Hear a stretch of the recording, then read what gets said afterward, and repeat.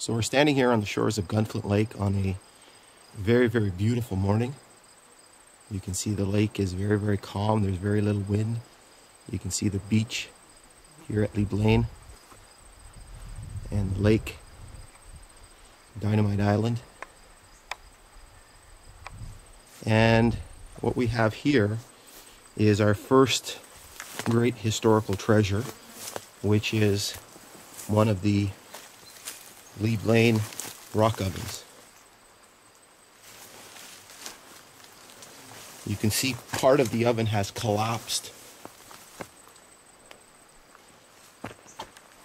I'm not sure what these chunks of metal were, if they were part of the original oven, some sort of accessory, something that somebody dumped here afterwards. But you can see the construction of the oven itself and the inside, so it's fashioned a bit like an igloo. A little bit difficult to see here as we shoot into the sun. So hopefully this gives us a little bit better angle.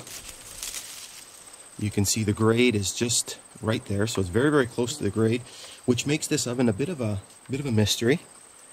Was it constructed during the construction of the railway? Was it made when they were moving the rails, circa 1915? We're not quite sure what the story is with this particular oven, but certainly it's a great treasure nonetheless. Tried to pull some of the little trees that were growing on the inside to try to protect it. We're off to find a few more. So we're standing here on the railway grade on Gunflint Lake, and you can see the lake behind me. We are just east of Leeblain. You can see the beach located there, and we are just next to our northernmost rock oven. And what we have here, this is just a recent discovery here, is a new rock oven. So this is a fourth rock oven in the area. And so you can see the outline of the oven here. This would have been totally obscured in the brush back before the forest fire. Alright, so what we have here is a closer perspective. You can see for the most part the oven's in pretty good shape. It has been a little damaged. You can see some slabs of rock. What sort of gave it away as we were walking along the grade, I noticed the flat slabs of rock sort of sticking in the bush, and lo and behold, we have our oven. So once again, this one's in pretty good shape. You can see the general outline. You can see that there's something that's collapsed. I don't know if it's one of the sides, one of the tops that's collapsed a little bit inward, but otherwise it's in very good shape. And it is just meters from the other rock oven location. The other rock oven is just on the other side of this pile of trees here. I did look around to see if there were any subsequent ovens, and I didn't notice anything.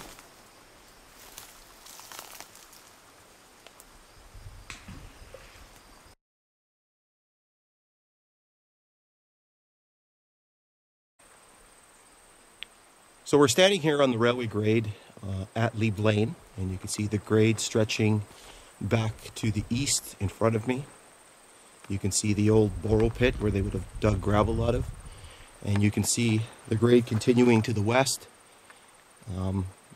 along what used to be a siding as well. And so we have a great discovery here. So just inside the brush, right where it was located back in 1997 when I saw it. And you can see pieces of it located here. And more pieces located here. So what we have the remains of the third rock oven. Now, back in the 90s before the blowdown, there was a tree growing through the middle of this rock oven. And you can see the shards of rock. You can see the depression in the ground. The question that will probably never be answered was it destroyed in the blowdown when the tree toppled over? Or was it damaged in the subsequent logging operation? But it is a pretty remarkable find, and it is a very treasured piece of the railway. So we're here in the brush at Leeblain, and we're probably about 30 or 40 feet from the last rock oven site. You can see that we've taped off this location to hopefully prevent its destruction. But what we have here is a much better preserved example of a rock oven. So you can see the pieces of rock. You can see the top rim of this oven has collapsed inwards. It was in much better shape back in 1997, but after the blowdown and the fire, it can be expected that there was going to be some damage to the site.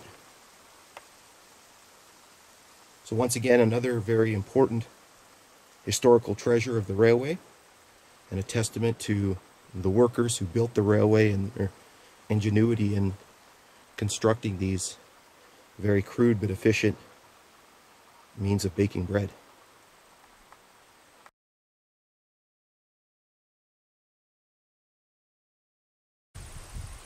So we're here at Leeblain, and you can see the railway grade stretching to the west. Right in front of me you can see the start of the siding.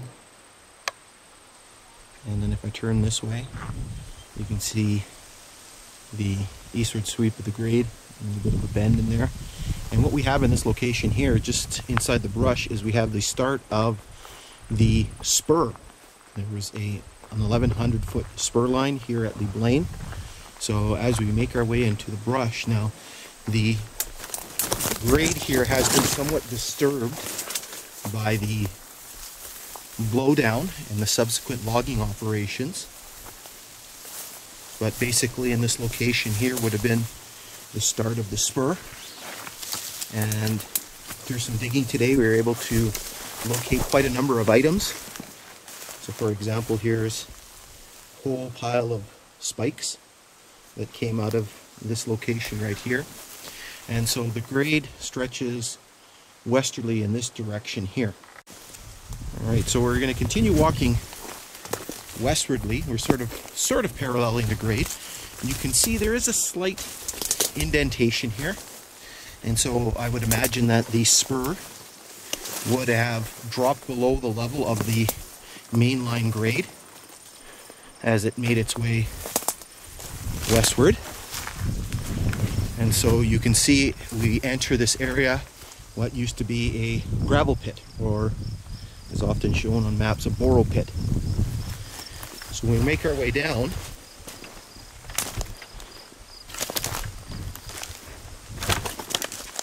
you can see that at some points this area is underwater, it is flooded. And we did find a number of artifacts here. And so you can see piles of spikes that were pulled out of this area. You can actually see there is a somewhat of a slight rise or a slight mound right here. And so if we continue in this direction, you can see this little rise, this little mound continues as we move deeper into the pit. The ground does tend to get a little bit wetter.